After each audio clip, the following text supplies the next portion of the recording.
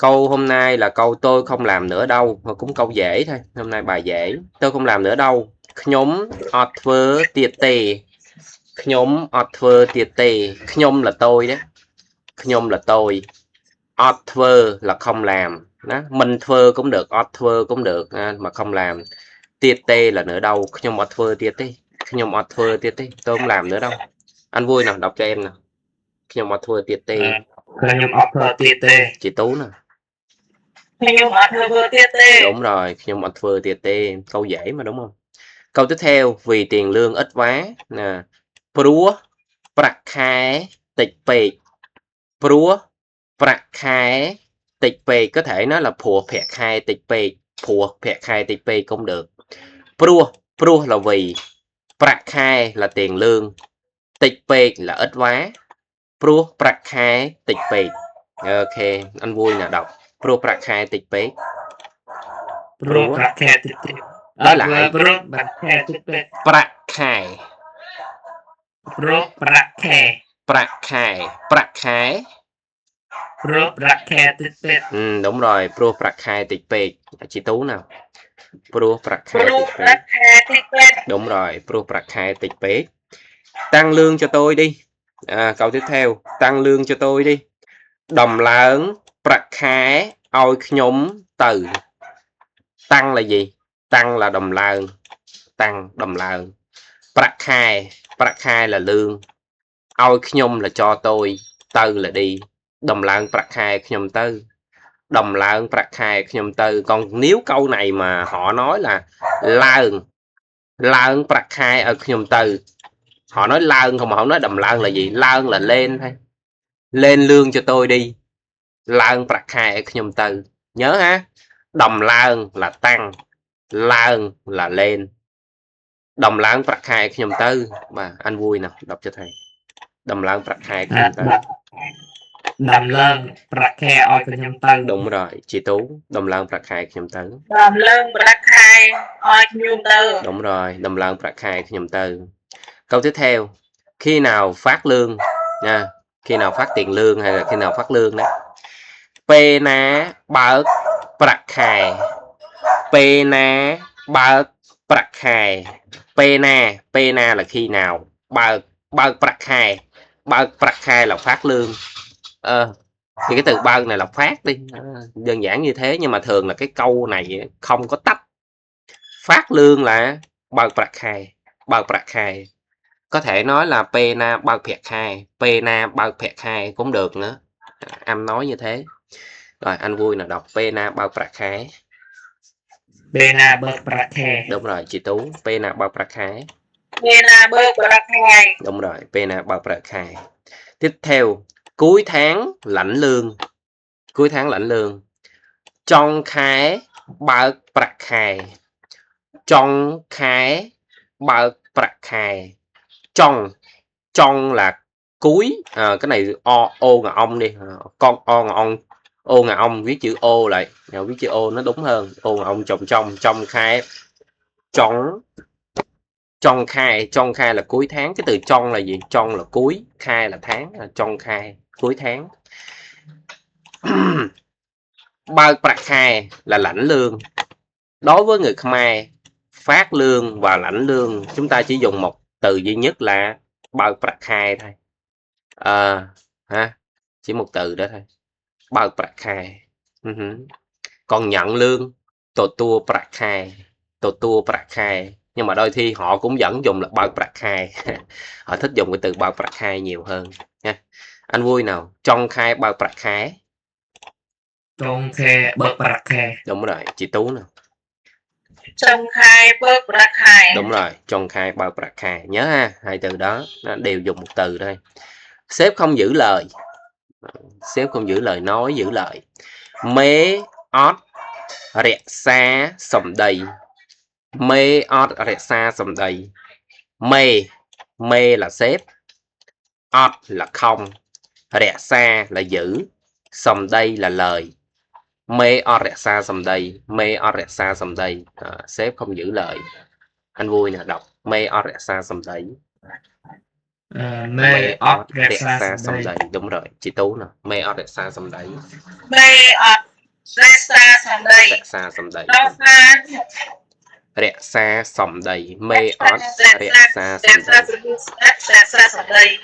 rẽ xa sầm đầy rẽ xa sầm đầy là giữ lời rẽ xa sầm đầy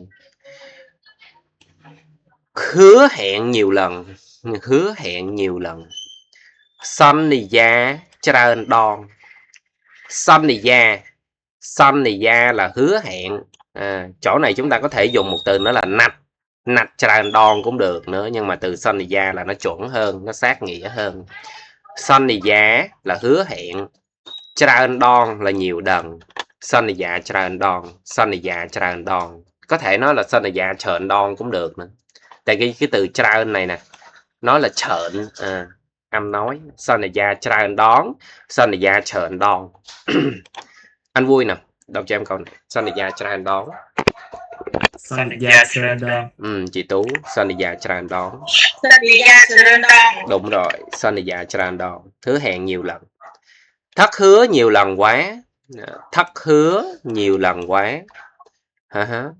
kho son nì da trơn đón peak kho son nì da trơn đòn peak kho là thất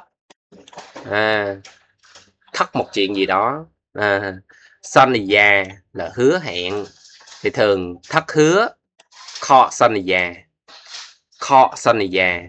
kho ha chứ không phải là kho ha không phải là sai là kho còn cái này là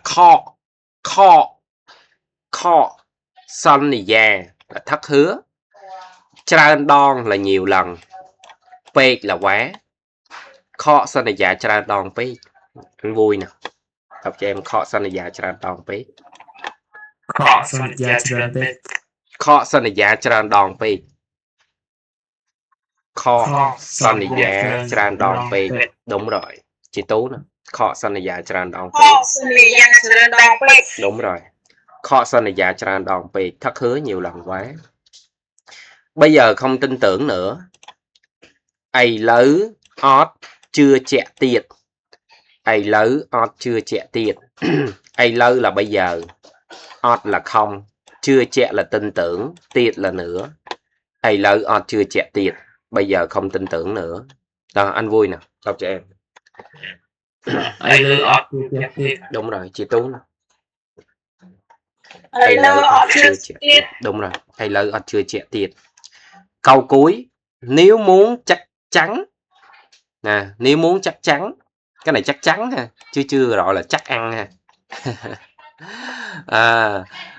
nếu muốn chắc chắn bờ chọn prakot cái này là pra ha pra liếc prokot cũng được thực sự là prakot sửa phiên âm một chút xíu prakot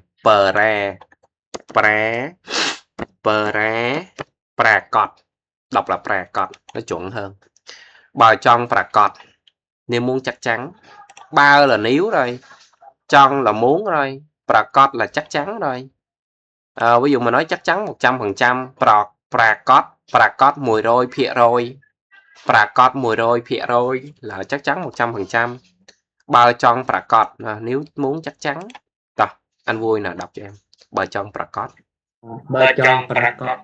chị Tú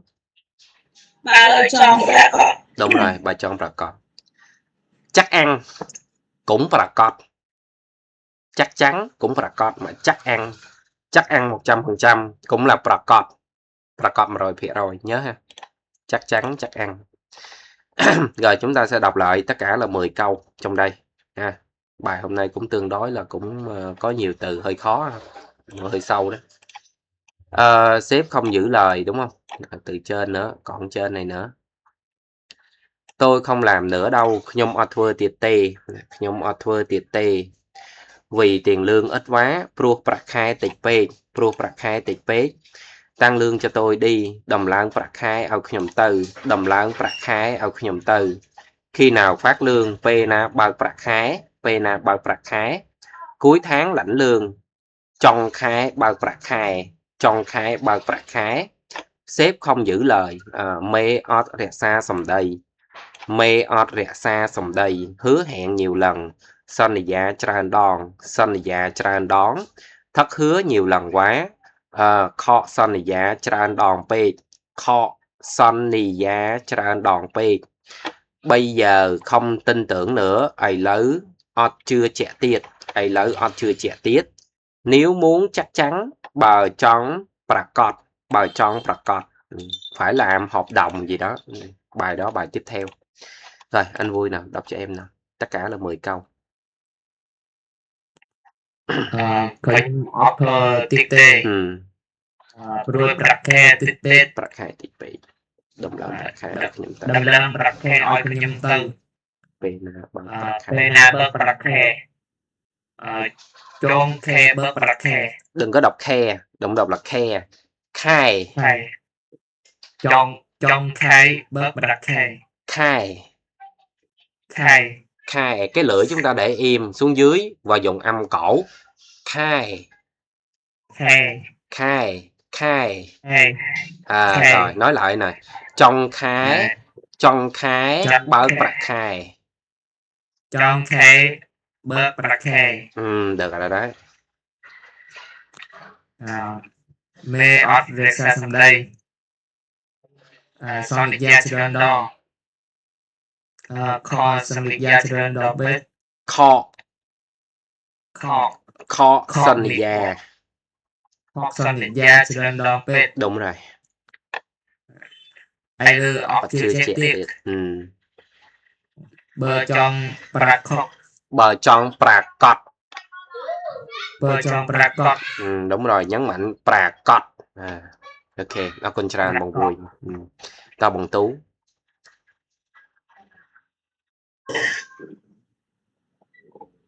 Nhóm offer tiếp tế.